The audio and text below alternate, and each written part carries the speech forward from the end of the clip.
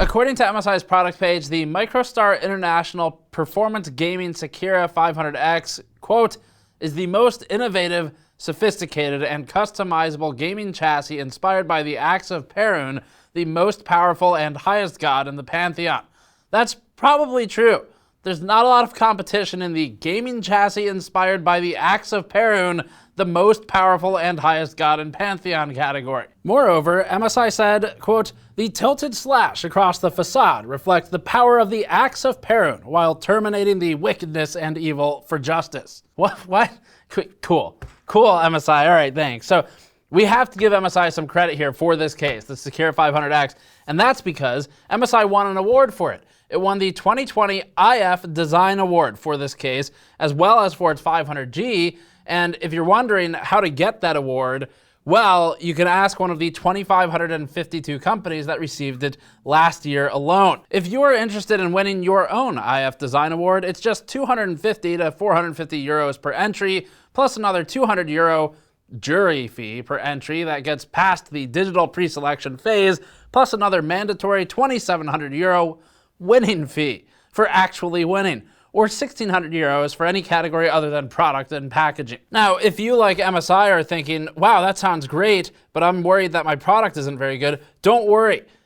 They're promising that about 50% of the products that apply for this award will get one. Seriously, that's what the 2021 entry guide states. It's a good thing, too, that they were having a buy one, get one free digital deal on registrations for this award until October.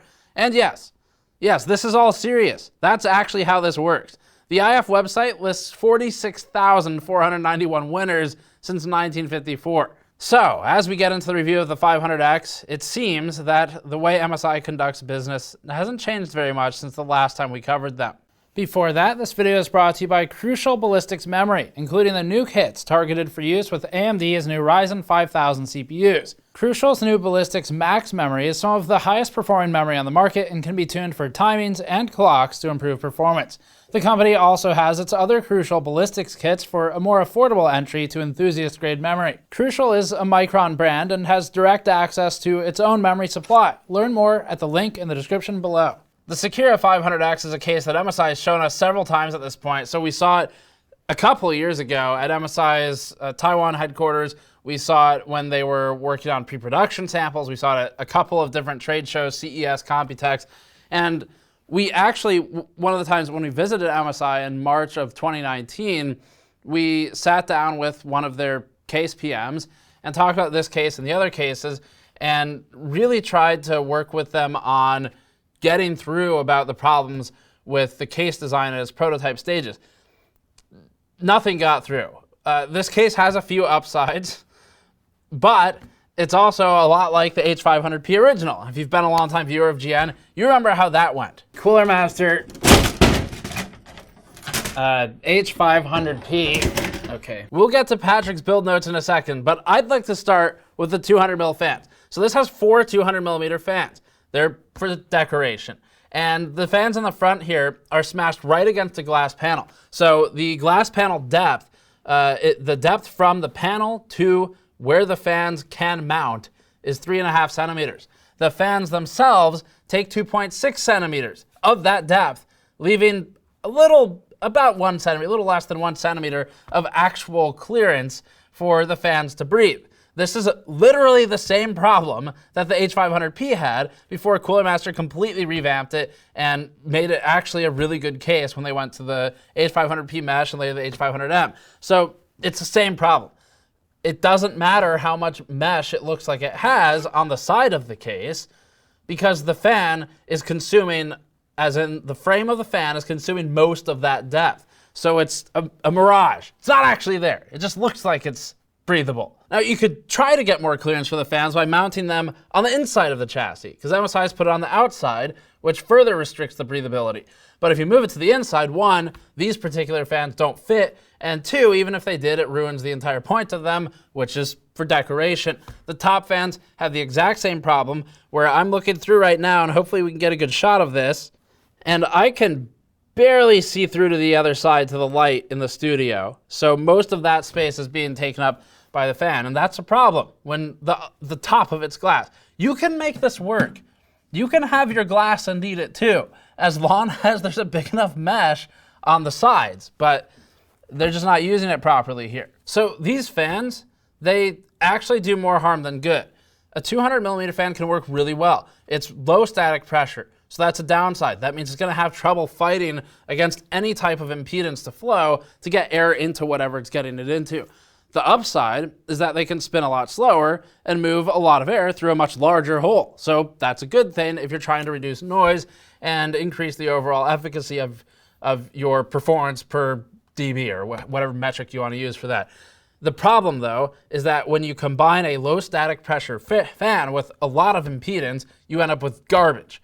And that's what happened, again, with the H500P is the best example of this, and it's one that the manufacturer acknowledged and later fixed. Now, again, there are some positives to this. That'll be in the build section in a little bit. But in terms of the case, outside of just the fans, it's a tank. This is a heavy case. It's 19.85 kilograms when it's fully kitted out without the build in it. And that's not much less than Cooler Master's 22-ish kilogram C700P mega case that they have. And one of the most positive things we can say about this case is they tried. They really did. So we'll get to this later, but there's some positives where, for example, MSI has an actual handle in the glass door. This is a good thing. We've been asking for stuff like this from other manufacturers. It doesn't have to be a big plastic handle like this one, but anything to get the hands off of the glass, the fingerprints off of the glass. Everyone's obsessed with glass now, but when you put 4 screws in the corners, suddenly you have these circles of fingerprints around the screw every time you remove it. And adding something to pull the door open when it is a door, instead of having to try and get your fingernails in there, is going to keep it clean. And that's actually an attention to detail feature that's good. MSI did well with the glass panel overall. It missed a few things on the hinge pins, but it's got some good ideas here. It's just the execution of housing a computer was not great. Other stuff that MSI did well. So the materials are overall high quality. There's aluminum, there's glass everywhere, but aluminum especially. It's got kind of a nice feel to the case overall. And it is, we think, we're pretty sure it's custom tooling. So this doesn't appear to be a buy it from some big box factory that no one knows the name of, but everybody rebrands. This doesn't look like that. And we know that MSI spent several years on designing this and working on the tooling. So they've invested money and time into this. And that is a good thing. It's not like one of Gigabyte's cases where they just slap a logo on it and ship a piece of trash out the door and call it a computer case. So it's not a copy paste, and that's good. They only need to be opened about 15 degrees to get them off the hinges, so that's nice as well. Hinges aren't lined up, but they're okay. But there are some positives.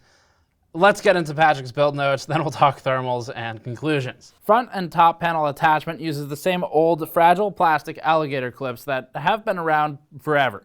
They're almost impossible to remove the first time, and although it gets progressively easier afterwards, there's also more danger of panel gaps opening up as the clips lose tension. That's unfortunate, because removing the top panel is necessary to access the stock 200mm top intake fans, and removing the front panel is necessary to access any fans at all in the front of the case. We strongly suggest unplugging and extracting the ARGB cables connecting the front panel to the ARGB hub before you try to take the panel off. The cables are really thin and come from the factory with very little slack. It'd be easy to tear these apart and break them, so be careful of removing this. There's no location in the case where a radiator larger than 140mm can be mounted in any logical configuration without removing the 200mm fans, and the 200mm fans are the largest reason you would buy a case like this, so removing them doesn't make sense. 200mm fans should not be relied on to cool radiators, with the possible exception of actual 200mm radiators, which we've reviewed in the past. The only other option is to double stack a radiator with the correct fans behind the 200mm fans, which amounts to an admission that the 200mm fans are only there for decoration in the first place, as evidenced by the fact that they have nowhere to draw air from, like we said earlier. The 500X also suffers from the same problem that retrofitted cases like the Lianli 215 do, where cutouts on the chassis are clearly designed around 120 and 140mm fans, and large chunks of the intake fans are fully blocked off by metal. That's not a deal breaker. The 215 is still one of the top performing cases for thermals in that instance, but there are circular supports pressed into the front panel to brace the edges of the 200mm intake fans. MSI clearly designed some of the case around 200mm fans, but it still didn't bother trying to figure out to cut holes wider than 85mm, and this is a completely custom case. This isn't a Lian Li situation where they're buying something from another factory and rebranding it. So these are decorative fans, in other words. Front and top mounts also have their own unique issues. At the front, the power supply shroud has no cutout, so radiators larger than 280mm absolutely will not fit under any circumstances, and that's regardless of our usual CLC mounting advice. Any fans mounted below the level of the power supply shroud must be attached to the outside of the chassis, causing the aforementioned clearance problem. One partially positive aspect of the front mount on the 500X is that there are tapped screw holes that fit radiator screws in multiple locations, so fans can be mounted to the outside of the case with radiator screws rather than trying to work with a screwdriver from the interior of the case. This would be a cool feature in a case where we could recommend installing the fans on the outside of the chassis. The feature is further undermined, though, by the fact that every single tapped screw hole has hanging tags of metal sticking into the interior of the case. These clip the fan blades of any fans installed inside the chassis. These tags aren't easily removed. We were forced to use a clamp to smash several of them flat before doing our standardized fan test. The top of the case has an odd triple layer of removable radiator tray topped by normal fan mounts built into the chassis, topped by the glass panel. The stock fans are mounted to the chassis, which is the only place they'll fit, while the radiator tray underneath seems to be a later add-on. It's fairly loose in the plastic channels that hold it in place, but there are 3 screw holes along the back edge of the tray that can be fastened onto the chassis to damp vibration. We like removable trays. We just complimented a similar one in the Be Quiet Silent Bass 802 review. But having the tray obstructed by another layer of fan mounts and mesh is not only redundant, it makes them all perform worse. There should really just be a giant hole above the tray. The bottom of the case is skirted on all sides except for the rear by the same border of mesh found in the top and front panels. The power supply gets 4 centimeters of clearance for its intake fan, more than in most cases we review, but otherwise this bottom ventilation is pointless. The theory is that air can travel from underneath the case up into the bottom of the front panel into the intake fan, which has all the same problems of getting air into the front panel, compounded by distance and more obstacles. This also provides a very indirect path to unfiltered air. The mesh strips around the case panels aren't backed by any additional filters. We'd rather have that than choke off the last vestiges of ventilation. But it does make us suspect that the 500X will suffer from the worst of both worlds with both dust and poor airflow. The only discrete filters in this case are both on the bottom of the case. The first is for the power supply, which unfortunately ejects to the rear of the case and will be difficult to access. The second is for nothing, and it requires removing the front panel to access. There is a single 120mm fan mount underneath the power supply shroud that this filter covers, but it's the most pointless fan mount we've ever seen. It's underneath a sealed power supply shroud. The only components it could possibly help cool are storage drives, but only one hard drive cage will even fit if a fan is installed here, and it's off to the side of the fan itself, not above it. Moving on to the rear of the case, the vertical GPU mount is inexplicably complex. It's like the old joke. How long does it take 2GN staff members to correctly install the vertical GPU mounting bracket in an MSI Sekira 500X? Like 5 minutes, because it sucks. But you've probably heard that joke before. There's an external metal cover that protects the expansion slot screws and blocks off the empty holes in the chassis where the vertical mount goes. Removing this cover allows the vertical bracket to be installed from the inside of the case and screws to be installed from the outside. Then a plastic insert on the metal cover can be removed to allow access to GPU I/O, and the cover can be put back into place. MSI provides a single black and white JPEG for assistance for this. We see no significant benefit to the user from using this system instead of just punching the vertical slots into the chassis. It should also go without saying that this vertical mount should only be used with non-air-cooled GPUs unless you're trying to maybe start a fire for warmth. But maybe it's too soon to say things like that. For such a large case, cable management space is unimpressive at 2.5 centimeters. The built-in Velcro straps are placed well, but the fact that the side panel is magnetic means that extreme care has to be taken to spread out and flatten the cables. Otherwise, the panel just pops open again. That's the downside of magnets, even though we don't know how they work. There are cutouts in the top panel to give access between the space behind the motherboard tray and the space inside the top panel. But the cutouts are in 2 layers of metal on top of each other, and the holes in the layers don't line up with each other. There's limited space underneath the power supply shroud for extra cables or even the power supply itself if both hard drive cages are installed there. But each cage fits 2 drives, so most users will need 1 at most. The cages can also be stacked on top of the power supply shroud at the front of the case with 3 possible mounting locations above the shroud. The drive sleds are front eject, which is interesting, but mostly pointless without something like the LANCool 2's hot swap backplane. If the cages aren't installed underneath the shroud, removable cover plates can be used to seal the holes in the side. Strangely, only 1 plate is included with the case. We'd prefer to see MSI use hinge pins of unequal length so that they don't have to be inserted perfectly at the same time. But the pins are tapered at the top and so thick that they're still at least easy to line up. All hinges were lubricated with grease from the factory, which is good attention to detail. On the glass panel, the hinge and handle hardware both sandwich the panel, using pieces on either side and holes drilled through the glass rather than adhesive or a metal frame.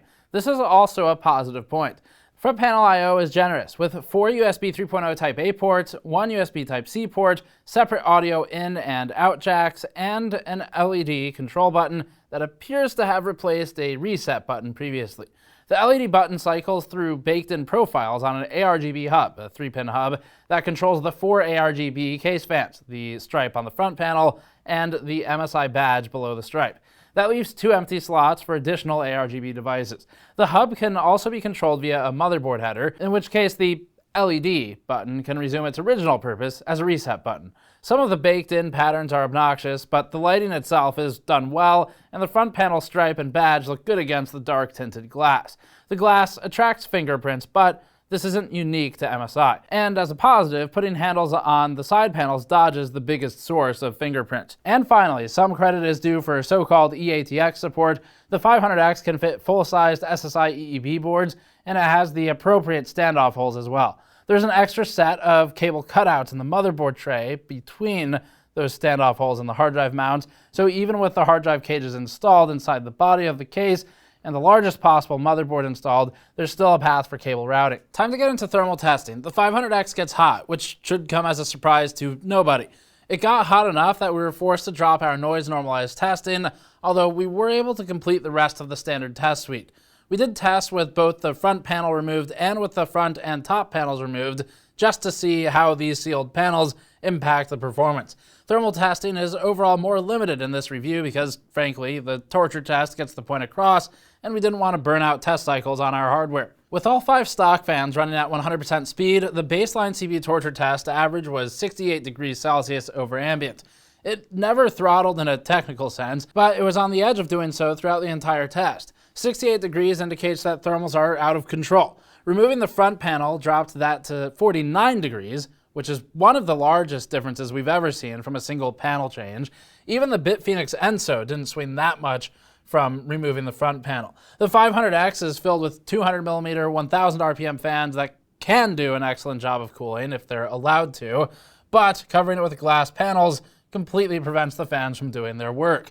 Removing the top panel as well as the front panel lowered the CPU temperature even further, down to 45 degrees. For stock CPU thermals, the 500X is one of the worst cases we've ever tested.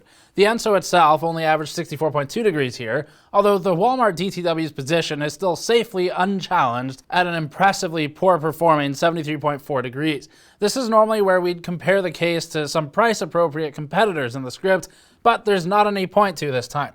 The 500X is hotter than anything close in price at all. With the front panel removed, it can become competitive, but then those other cases have front panels on, like the Fantex P400A and the Be Quiet PureBase 500DX. And also they're a lot cheaper. But this number shows us that if intake fans were allowed to do any intaking of air, the 500X would place relatively high on the chart. Average GPU temperature was less dramatically bad, averaging 58 degrees Celsius above ambient for the baseline test, but that's because we're in a range where the card will start dropping clocks to compensate. Removing the front panel was still a huge help though, bringing the average down to 48 degrees. Removing the top panel in addition to the front allowed the intake fans to actually do work and push the average up again to 53 degrees.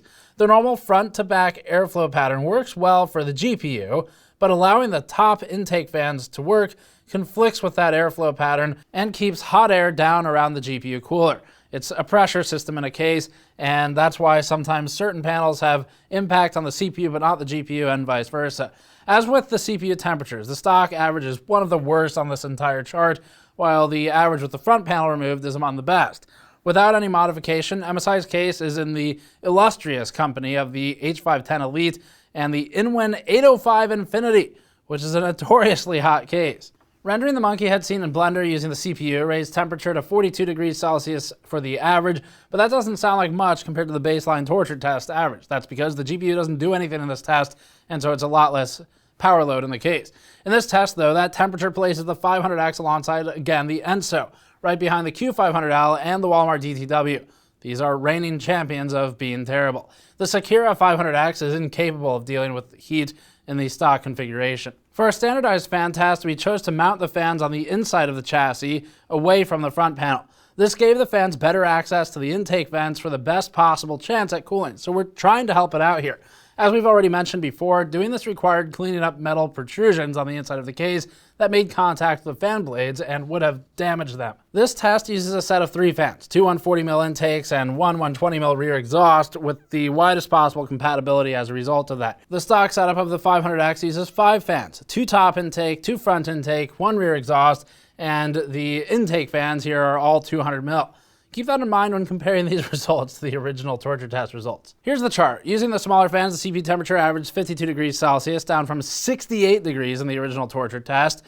The smaller, higher RPM and fewer fans are better at pulling air through the vents provided, and mounting them further back in the case keeps them from being so limited by the glass panel. The strips of ventilation in the 500X aren't bad compared to other common mid-towers. The vents on a non-airflow Corsair 4000D are just as limited, if not worse. And since MSI hasn't added any additional filter layers behind the vents are capable of allowing air in if the fans aren't pressed against the glass. It's still not a mesh-fronted case, but it can perform better with appropriate fan configurations. Compared to the rest of the standardized fan test, the 500X isn't a stellar performer, tying with the NZXT H500 and the previously mentioned non-airflow 4000D. That's a far cry from being the worst case on the chart, though, and the ENSO is significantly worse in this scenario at 67 degrees average. The standardized fans also benefit the GPU slightly, which went down to 57 degrees from the 58 degree baseline. Temperatures getting better at all is still embarrassing, considering that this configuration uses 3 fans versus the original 5. That's no good compared to the rest of the cases on the standardized fan chart, the LANCOOL 2 non-mesh, and the not even trying S2 Vision RGB are tied with it in GPU temperature. It'll take something more than static pressure to force GPU temperatures to improve in the Sekira 500X, as we're showing here. The high unperforated power supply shroud doesn't help, as fans mounted inside the chassis must be mounted above the level of the shroud, while any fans mounted outside the chassis, below the level of the shroud, will just blow air into some hard drive cages. Past testing has shown that ventilation in the top surface of the PSU shroud doesn't help with thermals as much as we would like it to, but something has to change in the 500X. Installing top exhaust fans would help, as we've seen in cases like the H500 negative pressure setup, where the negative pressure encourages cool air to enter empty expansion slots at the rear of the case, but it's sort of a hacky way of improving GPU temperatures. With 4 200mm fans spinning at approximately 1,000 RPM and a 120mm rear exhaust fan spinning at approximately 1,600 RPM, the Sekira 500X is a loud case at 42 dBA. We speculated that removing the front and top panels might actually reduce the noise level just because of the turbulence caused, but testing revealed that the panels reduce noise more than they contribute to it, with noise levels up overall at 43.8 dBA when the panels are removed. Bringing the case down to 36 dBA threshold that we use for noise normalized testing required reducing the fan speed to 50%, and with this setting, the reported RPM fell to 750 for the rear fan and approximately 770 for the 4 200mm fans. Given how hot the system got during the baseline torture test with all the fans at max, we opted not to go through this test for fear of damaging our bench hardware. So it's not news that we prefer airflow. That is our bias when reviewing cases. We like cases that treat the computer like what it is, which is a functional thing that needs to be kept within a certain spec to maintain peak performance.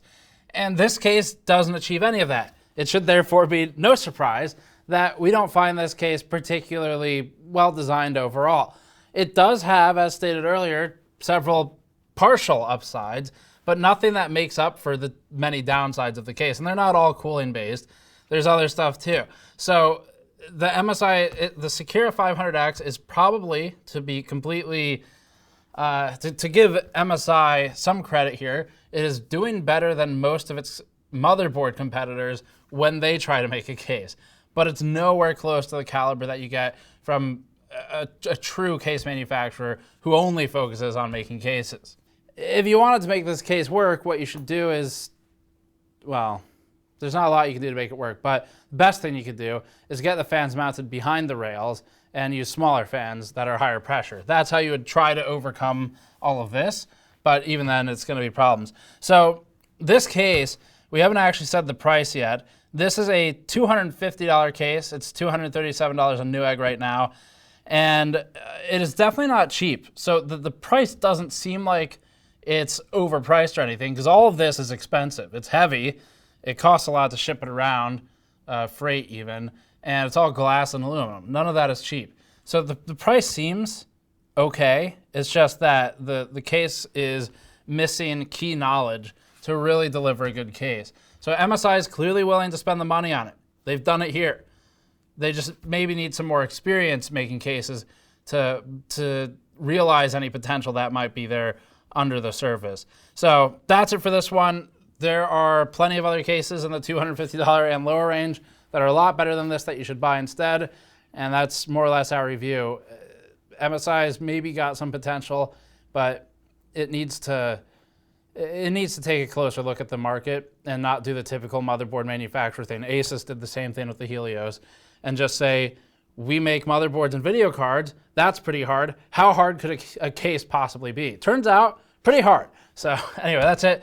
Thanks for watching. Subscribe for more. Go to store.gamersnexus.net or patreon.com/gamersnexus to help us out directly. And we'll see you all next time.